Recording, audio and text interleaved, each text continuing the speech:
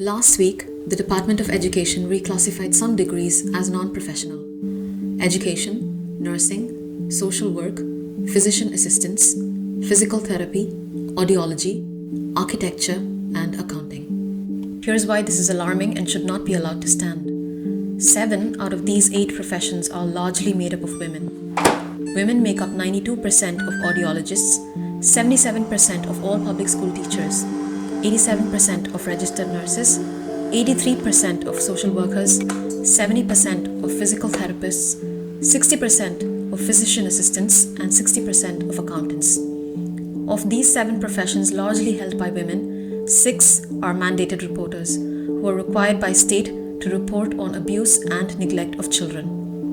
What does this reclassification mean, especially to women?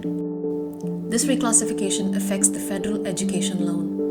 Professional degrees get an annual loan cap of $50,000, while non-professional degrees only get $20,500.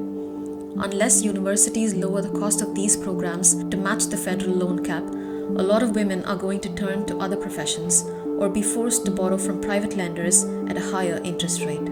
It is also going to prevent them from seeking advanced degrees in these fields.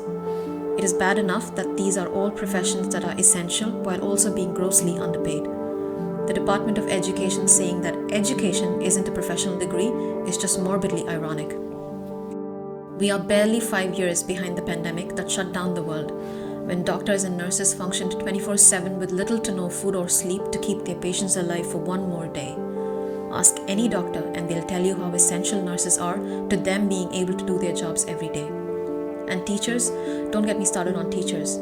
It is positively criminal that teachers have to work multiple jobs to make ends meet and pay for a lot of classroom expenses out of pocket, with the very real threat of being shot and killed at school looming over their heads every day.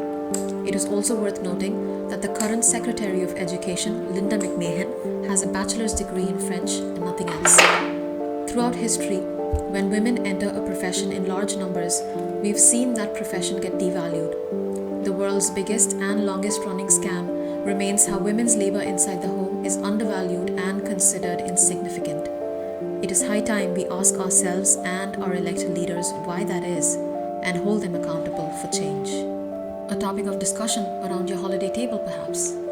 Happy Thanksgiving.